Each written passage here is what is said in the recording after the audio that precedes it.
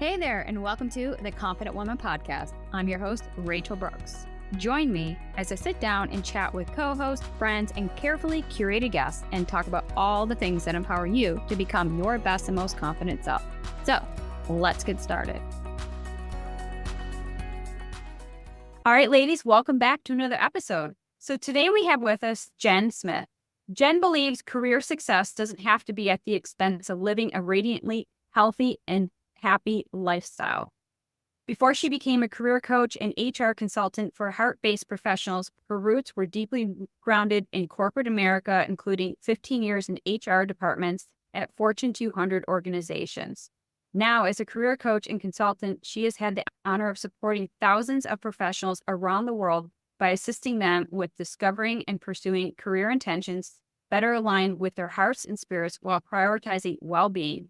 And she believes we're all the better for it. So welcome, Jenn. Thank you, Rachel. It's such a pleasure to be here. Absolutely. And to note onto that bio as well, Jenn is a fellow Buffalonian, which is kind of rare in the podcasting space. We're talking before we hit record about our passions and how much our paths have crossed. And it's such a small world when we think of how interconnected we are. So just want to throw that little bit of a tidbit in there, but I'm going to pass the mic to her to share a little bit more about herself and some of the story that led her into the works that she does today. Yes, thank you, Rachel. And I'll piggyback on that tidbit about the Buffalo connection, because before we were going to record together, I took a peek at Rachel's profile on LinkedIn and saw that we actually went to the same college and our years overlapped over a couple years, which was just a really fun connection. I'll tell you a little bit about my career story. I had no idea what I wanted to do. So I got a random degree in business and tried to figure it out from there. I was a frequent flyer in the career services department, very career minded, but just had no idea how to connect the dots. And so I'll never forget that there was this job posting for a team leader role, and it was with Frito-Lay, which is part of PepsiCo. And it had some leadership components. I was like, oh, you know what? I've been, captain of my team, my sorority, all these things. I've had some leadership experiences. I think I could do this job. And so I applied for the job through the career services department, ended up getting a call for a phone screen. It was a very intimidating phone screen, but I passed that and then ended up on an on-site interview. This particular facility was in Binghamton, New York, which is about 3.5 hours from Buffalo. So I had to travel for the interview.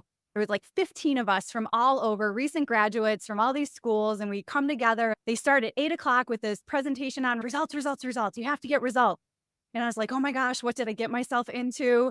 Throughout the day, I kept noticing we'd come back to this hospitality room and there was less of us coming back. So by the end of the day, this interview process, there was 2 of us left. And I thought, oh my gosh, if I get this job after this intense interview process, I better just take it. And so what I didn't know was that the 2 roles that they had open, one of them was the overnight team leader, so the graveyard shift for the potato chip team, and the other one was weekend sanitation team leader. Well, I feel like I got the luckier draw here because I got the overnight graveyard team leader role and my buddy got the weekend sanitation. So my first job out of college, not knowing what the heck I wanted to do, was working the graveyard shift as a supervisor in a potato chip factory. And I always thought, man, I really wish I had someone just to help me figure out what was next. I spent 4 years in operations and then made a big pivot into human resources, which is where I spent the rest of my career. I was actually told, no, we don't take people from operations into human resources. Ended up creating a plan and kind of moving myself into that function, which is where I spent 4 years, 8 years total at Frito-Lay and Pepsi, then moved into biotech for the remaining years of my career. And in that opportunity, it was very eye-opening to me around the lack of professional and career development in the corporate world as well. And so I remember doing this project where it was like this super check the box exercise, like, hey guys, we got to get our goals in the system. Let's create our goals, check the box and submit our form, and make sure we hit the deadline. And there was never really this energy to it. It was always this check the box kind of mundane situation. And so at that point, I was like, hey, you know what? I really want to try to change the game for folks and make their careers a little bit more purposeful and a little bit more engaging and aligned to them versus just kind of taking whatever comes to you. So that led me to pursue career coaching. So I left the corporate world and experience behind in 2020 and became a career coach. And now I feel like I'm on this mission to help heart-based professionals navigate all of those changes a little earlier so it doesn't take them 15 years like it took me. I love it. And I love the story behind that because it's like, how many of us have those kind of those stories? We've all started what we would say, at the bottom of our career. We were just starting out.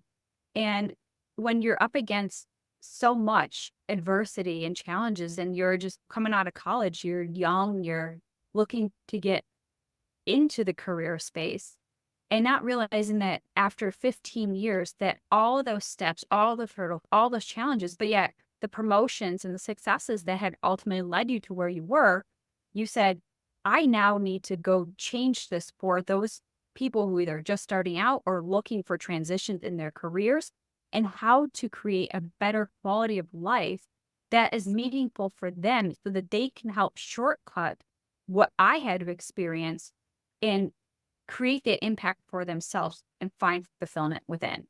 Yeah, and I feel like the perspective, both working in human resources, like on the inside of a company and knowing how people are hired and talent moves around an organization, like that perspective, plus the number of changes, I think that combination can really be helpful for folks that are interested in making a change, whether that's within an organization, in a different industry, different role, or even to create a lifestyle that you were saying on their own terms. Right. Because I think what we're ultimately after is this freedom to live and to work and feel like there's this harmony where we as the individuals also get to have pieces of us sprinkled in it so that we feel like this is a part of who we are and not just this is what I do. And I really believe that there are practical and tactical ways to figure that out. It's never going to be perfect, but at least you can live in a little more alignment with who you are as a human. And everyone's different. The versions of success that we see all over the place sometimes don't fit us, and they might not be realistic for where we are in a certain season of our lives and our careers. How do we cultivate a path? And I call careers paths because that's what they are. There's not this end point or destination or ladder like we're kind of told to believe. It's really a path, and it's a path of experiences based on the lifestyle that you want to live. And I think it's really important to define like those core and lifestyle values as your foundation and then reverse engineer your path based on what you want that lifestyle to look like. And that's really, I call it heart-based career planning because it's really about figuring out how you want to live and then reverse engineering your career into that. And the thing is with career, I mean, we spend, I think the stats are like 90,000 hours, a third of our lives working. And not to say that your purpose has to be in your career, because it probably won't be. But if we're going to spend a third of our lives in our career, we better make them aligned. And if they're not, we're going to end up stressed and sick and all the things that you talk about. Exactly. All the things that we're trying to avoid because we're trying to create a life that we absolutely love, that we can be healthy and present and feel like we're making that impact, right? So all of this in synergy, the heart-based is what you teach. Yeah. So kind of what are some of the challenges that you find even through the works that you do that we can kind of talk about and unpack today to get that individual feeling like they're set up for success? I'd love you to kind of walk us through some of the challenges that you hear from echoed not only from your own experiences, but from the clients that you help get them to those next levels. Yeah, I love this question. Sometimes when we're in a path for 15 years or 10 years, it's really hard to even consider making a change because it's what we've always done or we're good at it, but it's not really fulfilling us or lighting us up, or even maybe it's the opposite. Maybe it's completely draining our energy and we're burnt out, or we're, at a place where we're about to be sick, or maybe we are sick. And so some of the challenges are around like that overwhelm of change. And so a piece of heart-based career planning is breaking things down into tiny actions. But in order to break them down into tiny actions, you have to stop and pause, which is so hard. We have to pause and take a breath and do some reflection to figure out what really would be meaningful or even just in alignment for who we are. And so there's a couple ways to do that, and I can share those if you think it would be helpful. So the way that I like to break this down, and when I meet with folks, this is kind of what I'm listening for. So it's your core and lifestyle values, like your core values of who you are as a human, what you stand for, what the meaning for you is of your work, and then your lifestyle, which we kind of talked about. So do you want to live a lifestyle of a digital nomad, or do you want to work from home? Do you want to be hybrid? Like, what is the lifestyle you're trying to build here? So that's the foundation. And then I like to break it down. I call it impact and energy, the industry and the role that you do, and making sure those are in alignment with you. So when I think about folks making a change, we take a look at industry. What kind of industry are you interested in? Or what kind of industry do you want to make an impact in? This does not have to be anything altruistic. It could just be something fun for you. That's going to help you in terms of alignment, because you're waking up every day and you're contributing to something that you're actually interested in, which goes a long way. So a simple change, just an industry change, can make a big difference for folks. And then energy equals role. So what is the job that you're doing? And is it generating your energy, or is it completely draining your energy? And I like to talk with folks about I call them like superpowers, but it's really your signature strengths. It's what you're good at and what you like doing. Because a lot of times we're good at things and we just keep doing them because we're good at them, but we don't like them. So it's really, what are you good at and what do you like doing? And let's figure out what that is and how that equates to potentially a new role. So those are the 4 pillars that I look for, and help folks pause and reflect to define that, and then go and find the organizations that are actually going to be a fit for you. So hopefully that makes sense. It does. And I'm jotting down a couple notes here, but a couple of things that you had said that I want to circle back on about depleting the energy, or is it energizing? Is it filling the energy, right? Yeah. So as we're going through our careers, a lot of times we just get into that place of complacency where, if we use that example, we've been at a career for 15 years. There's a big risk to jump ship or change careers entirely. So we could be at a pivot place in our life where you say, well, does this suck worse over there? Or do I just suck it up and endure what I'm miserable, or it's sucking the energy, it's draining me? So I think that we can look at it from both perspectives as well, because I personally have gone through that experience.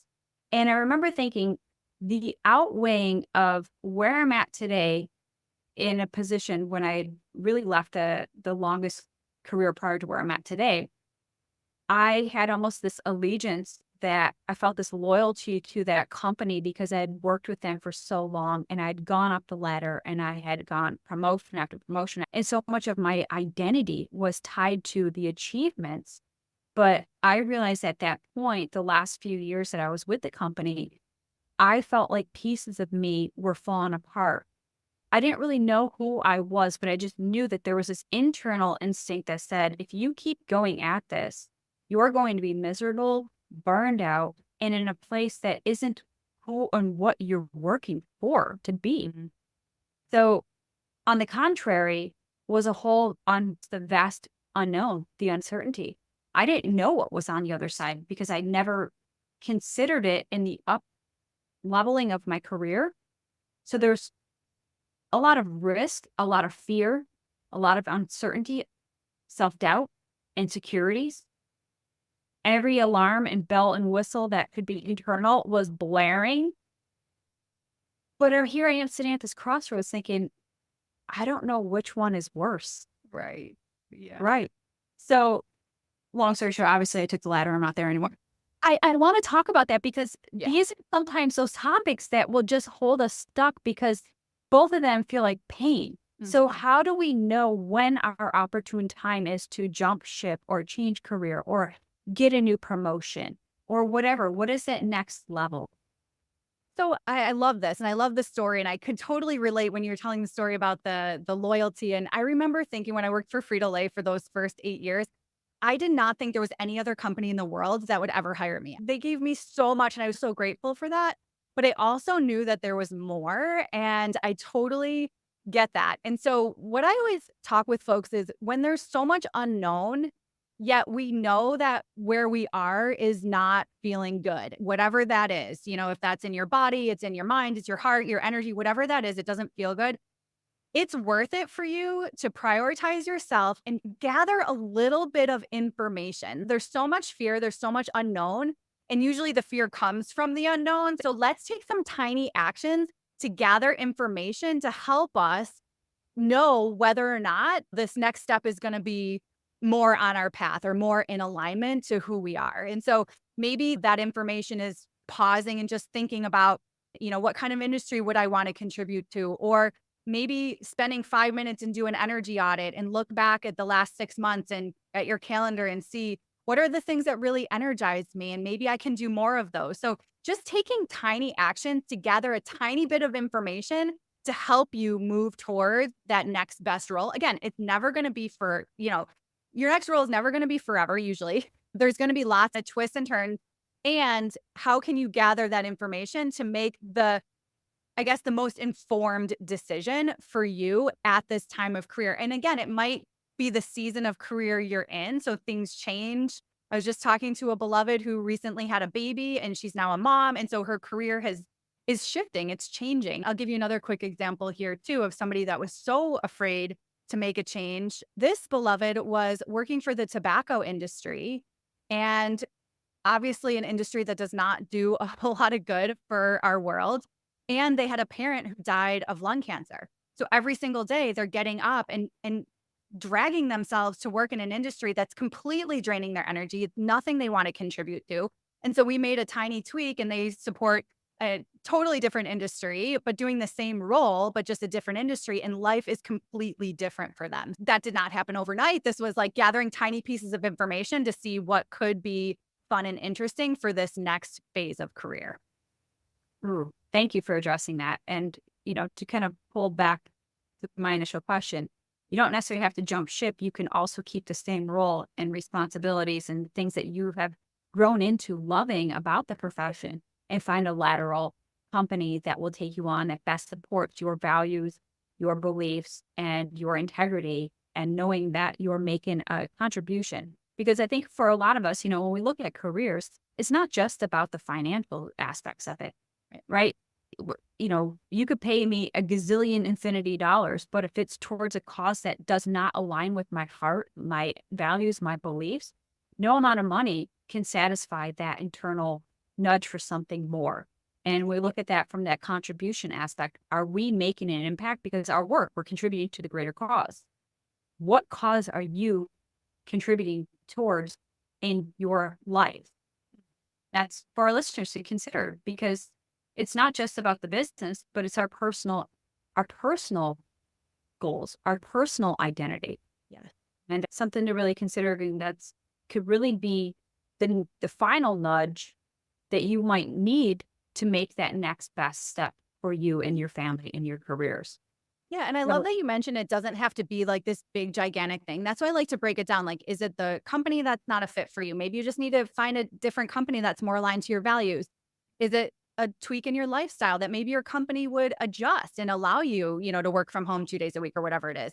Is it, you could change roles within an organization. So I remember this other quick example, this beloved, she was like, Jen, I just hate the spreadsheets. I can't work in these. She was like this data analyst and she was working in the spreadsheets and she was so outgoing and gregarious. And she was just like literally so stifled just working on spreadsheets by herself in her, in her office all day long. All she wanted, and she was actually under the HR umbrella as like a people data analyst person. And so I said, well, why don't you talk to folks like what else could you do within that HR department that gets you out from behind the spreadsheets? And she's like, well, we talked about some of the volunteer work she does, and she's a huge event planner within her community. And so I'm like, well, in HR, there is usually a team that works on employee engagement, and sometimes there's events that happen. And so she ended up making a shift within the same company under the same umbrella, but just into a role on the employee engagement committee or team that was a much better fit for her, where she got to collaborate all day. And she was using her event planning to plan these lunch and learns for the employees. And that was much more suited for her versus losing her mind working in those spreadsheets. So it doesn't have to be this huge, big thing. You can break it down into those smaller pieces when you think of energy, impact, and values. Yes, great examples. And when we talk about energy, impact, and values, how would you rank? Now, I think I know the answer to this. And of course, those listening to the podcast know that I'm a huge advocate for health and well-being. So how does prioritizing your well-being affect that career, feeling that you've made the right decision for yourself and aligning who you are with that integral purpose? Yes. And this is such a big piece of the work that I do as well. Just a quick personal story. I remember being in a role that was completely not a fit for me.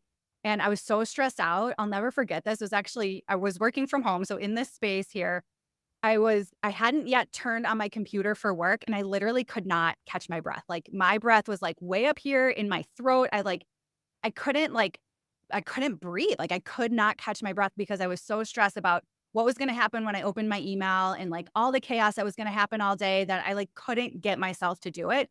And it was so stressful. It was literally causing so much pain in my body to the point that I could not breathe. I remember going to acupuncture and the guy's like, the acupuncturist is like, what are you doing to yourself? I'm like, I know, it's just, I can't do this anymore. It's not the right thing for me. Ended up having to talk to my boss and say, hey, like, we got to make a change here, which we did. But I share that story is because if you don't take care of yourself and in your career and find that alignment, you can cause a lot of stress and sickness on your body, which is what we want to avoid. And that's not good for anybody. And so when you prioritize your core and lifestyle values as that foundation and really understand what you are looking for in your life and your career and use that as the foundation of your decision. And I do this a lot with folks that will work and literally write out their core and lifestyle values. And then they'll come to me and say, hey, Jen, I'm making a career decision like this versus this. And I'll say, hey, let's go back to those core and lifestyle values and rate your decision on a scale of 1 to 5 for each of your core and lifestyle values. And that's going to give you the answer. And so I think that prioritizing those core and lifestyle values will help you be your best and prioritize your well-being and your career satisfaction. And then just to continue on the prioritization, because this is actually a question I get a lot with folks. So starting with those core and lifestyle values, and then think about industry because it's a big umbrella. And so you can think about, okay, like what industries would be interesting? And then companies under that industry umbrella that are a match for your core and lifestyle values. So that's usually how we break it down because you could work for like a great company, but maybe one of their core values is intensity and you value harmony and calm and quiet. It's going to be like this every single day. So you really want to make sure you know who you are and what you're looking for, and then going out and finding it under that industry umbrella, companies, and then obviously the roles and making sure the role is something that's aligned with your energy. It does. And I love that you brought in that personal story because I think for many of us who we live in, intense, chaotic workplaces, there's a lot of pressure. There's a lot on our plate. And not even that, because, as we're ambitious, go-getting individuals, sometimes we don't know when to say no, right? How we bring in our boundaries, setting ourselves as that priority and realizing, yes, this is work, but it's not life. And I think we're ultimately after that quote unquote work-life balance. But I kind of throw that into the same metaphors, chasing perfection. It doesn't exist, but we're striving for it. And what work-life balance looks like for me is not going to be the same for Jen and the next person and the next person. So understanding your own version, what that core lifestyle is that Jen's talking about, and prioritizing your mental, your emotional, your spiritual, and your physical health and well-being. And those are pulling from those 4 pillars that I've really impressed upon and built my foundation, because at the end of it, it's not just about the career, the position, the money, or the impact. Well, how do I feel mentally when I'm at work? Does this cause anxiety? Is it causing me to feel like I'm spiraling out of control? Does my soul tell me like, this is not who we are? And then physically, like, as you shared, manifest in your body, your body starts to give those blaring alarms and you're wondering what's going on. So you're going to a doctor, you're going this, but you really haven't turned inward to ask yourself, hey, what's up with us? Why are we acting this way? Why are we responding this way? Why does my body feel this way? Well, we get to know who we are, the core identity. Those alarms are there just to exactly for that, to alarm us that something is misaligned. Yes. Prioritizing our health and well-being should be the number one priority in our lives. Yeah. Not just in relationships, in our lives. I'm going to prioritize that. Like, I can't emphasize this. You are one person. And if you're breaking and barely holding together at the seams, you are no good as an employee or employer. You're no good as a partner, wife, spouse, friend, aunt, mom, whatever role you are. We have to prioritize that. So I'd love for you to share a little bit more about what prioritization looks like in the workplace, and especially when it comes to boundaries. Okay, well, this makes me think of another beloved situation where I was working with somebody and she was giving everything to her work. And I've been there too. That's why I couldn't breathe in that one role. Like, I've been there. I get it. She's waking up in the middle of the night because she's hearing her phone ding with emails coming in. She's responding in the middle of the night. She's completely over committing. She literally is letting this company like walk all over her. And she got super sick and wondered why.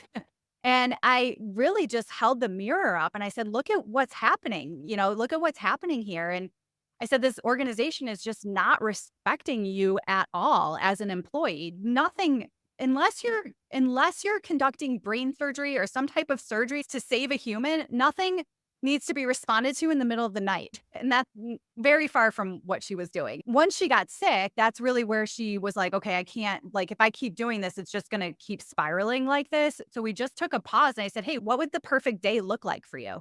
And sometimes people have a hard time with that. But it's really helpful just to think like, okay, what is the ideal time I would want to wake up? What do I want my morning to look like? What do I want to be eating? What does movement look like for me? Prioritizing the mental, emotional, physical, spiritual elements of us in a perfect day world. And then taking that and saying, okay, in order to get this, what are some tweaks that you can make? What are some boundaries that you can put in place today or going forward? And it doesn't have to be anything major. You can just have one conversation with your boss. And guess what? I am certain that they're going to be okay with you not responding to emails in the middle of the night. And if they aren't, then you need to find a new organization because that's just not worth it. So we did that. We did the perfect day exercise and she thought of a few boundaries that would really be helpful for her. And one of those things was spending 20 minutes exercising in the morning. And the other one was getting outside with her niece to go for a walk after work or whatever it was, like two or three times a week because they had recently moved down the street or nearby in her neighborhood. So a couple of those things and putting those ideas into place really helped just kind of take those tiny actions and start shifting her mindset to prioritize herself and her well-being before her job. And she's still there. She's working on making a change, but some of those boundaries really did help. Hopefully that paints a picture. Great example. Yes, it definitely helps paint the picture. What if there's some intimidation or some fear factor in piping up and actually vocalizing your own needs and wants? Yeah. Well, it does take courage. It does take courage to do that. I've been in a manager position. I've been in a human resources position. And I know if any of my team members ever came to me and said, hey, I'm not feeling good. Like I'm super stressed out to the point where I can't breathe before work or I'm not getting any sleep and to the point that I'm sick and I'm going to be out for a month because I can't be here, So to me, any heart-based leader would be open to having that conversation. And if not your direct manager, certainly somebody in human resources. And there are laws out there where you can take leave if you need to and do what you need to do to take care of yourself as well. Not that you want to go down that route. I actually took a wellness leave from work at one point because I couldn't breathe and I needed to regroup. There are organizations that allow for sabbaticals. There are some companies, I remember for one woman, we allowed her to pull forward her vacation so she could catch her breath for a few weeks. So I think that there are things that organizations would be willing to work with you for or on. And if not, then guess what? That's a huge red flag. And it is time to find an organization that will, because there are plenty of them out there that will support you. Yes, great advice. And for those that are just wondering, like, how do I know it's time? You'll know. And, when you get to that point of just fatigue all over and you're afraid that if I do say something, it could cost me my job, that is where right there is the turning point because you're like, okay, well, I could win either way. You got to look at that as a winning situation. But having that courage to really be your own self advocate is huge because, sometimes that's that fear. We have to use our power and our voice. And knowing who you are and what you stand for, your values, your beliefs, your identity, the integral facets of who you are will also allow you to step fully into that more confident version of you. And, the confidence comes through, it's like a muscle. It comes through practice. It comes through repetition. And being your advocate in the workplace is just the same as outside the workplace, into those relationships, into those boundaries. And that's why we really talked about prioritizing you, prioritizing the boundaries, setting those firm, negotiables and non-negotiables, especially when it comes to responding to emails in the middle of the night or the needs and pulls of that.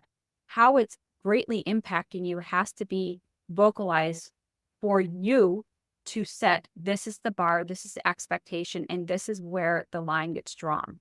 Because when we don't have that clear boundary, we will continue to be pulling because we're thinking we're in demand or it's needed, but your needs are just as important as the companies or the teams or the organizations.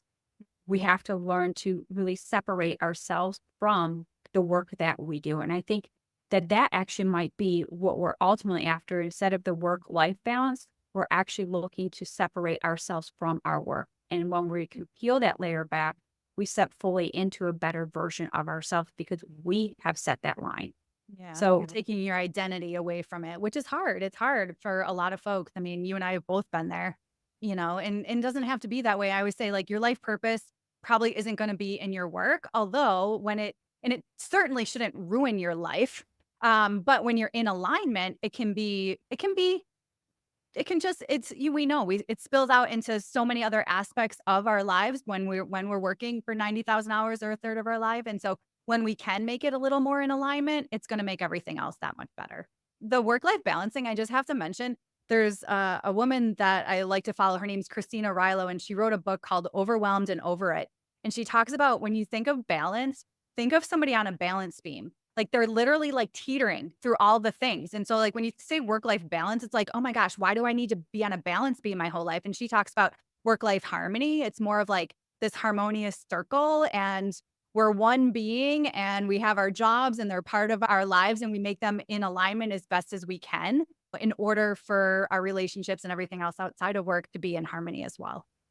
yes, I couldn't agree more. And that's what I think when people are talking about when they mean work-life balance, it is that harmony. But what is harmony? And harmony starts internally. Yeah, So yeah. again, going back to that whole circle of the four pillars in the foundation of health and well-being. Again, mental, emotional, spiritual, and physical health and well-being.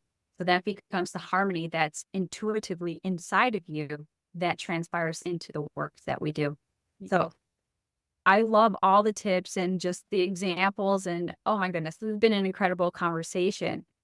So I'm curious for you to share how people can find out more about you, follow along with you, learn more about the works you do, and more importantly, connect, especially after this episode. Yeah. Yeah, thanks, Rachel. This has been such a fun conversation. It's always fun when you have the same philosophies around work and life. So my business is called Flourish Careers. So it's flourish.careers is my website. And then I usually hang out on Instagram at flourish.careers. And I'm also on LinkedIn, which is a little tricky to find because Jenn Smith is a very common name. So maybe we can throw the link in the show notes if that's helpful. I do have a podcast called the Flourish Careers Podcast where I talk about this topic every week. On Wednesday, a new episode comes out.